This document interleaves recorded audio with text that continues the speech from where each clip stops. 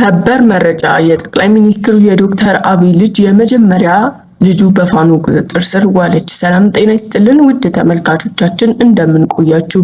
በያላችሁበት ቸር ይግጠማችሁ ቸር ሁኑ እያልን የዕለቱን ሰበር መረጃ ወደ እናንተ የምናቀርብ ይሆናል። በትናንትና ዕለት የዶክተር አብይ የመጀመሪያ ልጅ የሆነችው ሴት ልጁ በፋኖ ቁጥጥር ስር ዋለች። ባላሰበችው ባልገመተችው ሁኔታ ተይዛ ዶክተር አብይን ስልጣን ትለቃለህ ወይስ የአማራ ሕዝብ ላይ እስከዛሬ ሲፈጽም የነበረውን በደል ሁሉ ልጅቷ ላይ እንፈጽምባት እያሉ እያስፈራሩት ነው። ዛሬ ጠዋት ላይ ወደ 4 ኪሎ ቤተ መንግስት አንድ ደብዳቤ ተልኳል። ወይ ልጅህን ወይ ስልጣንን ትመርጣለህ።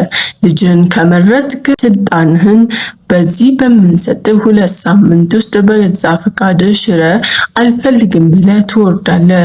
አይ ካልክ ደግሞ መመርጠው ስልጣን ነው ልጄን እንዳሻችሁ ካልክ እስከዛሬ የአማራ ሴቶች ላይ ሲፈጽም የነበረውን ታዛዦች ከስር ከስር የአማራን ሴት ልጆች ሲያረጉ የነበረውን በሙሉ ዛሬ ልጅቷ ትቀበለዋለች የሚል አጠር መጠን ያለ የማስጠንቀቂያ ደብዳቤ ወደ 4 ኪሎ ቤተ መንግስት ተልኳል።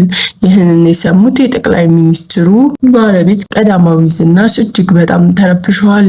ልጄን አምጣ፣ ስልጣኑ የራሱ ጉዳይ፣ እኔ ስለ ስልጣን አይመለከተኝም፣ ልጄን ግን አደራ፣ ልጄን ካለችበት አምጣ እያሉ ዶክተር አብይን እያስጨነቋቸው ይገኛሉ።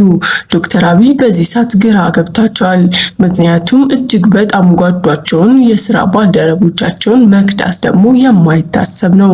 በዚህ ሰዓት የዶክተር አብይ የስራ ባልደረቦች እስከዛሬ እኛ ልጆቻችንን፣ ቤተሰቦቻችንን፣ ሚስቶቻችንን፣ እናት አባቶቻችንን፣ እህት ወንድሞቻችንን ለዚህ ለብልጽግና ፓርቲ ስንል ብቻ በያሉበት ስንቱን ሰውተናል። ዛሬ አንዳንተ ልጅ በፋኖ ቁጥጥር ስር ዋለችና ምን ይምጣ የሚል ፍጥጫ ገጥሟቸዋል። ምን መምረጥ ምን ማድረግ እንዳለባቸው ግራ የገባቸው ጠቅላይ ሚኒስትሩ በዚህ ሰዓት ምርጫቸው ያደረጉት ቁጭ ብሎ ማልቀስ ነው። ግፍ ምንም ይሁን ምን ተመልሳ ትመጣለች ነው ቃሉ። የፋኖ ደጋፊዎች ደግሞ እንዴት ይህን ምርጫ ትሰጡታላችሁ? ስንቱን የአማራ ቤት ያስለቀሰ፣ ስንቱን የአማራ ሴት ልጆች እንዲደፈሩ ያስደረገ ይህንን ሁኔታ እንዴት ምርጫ ውስጥ ተከቱታላችሁ?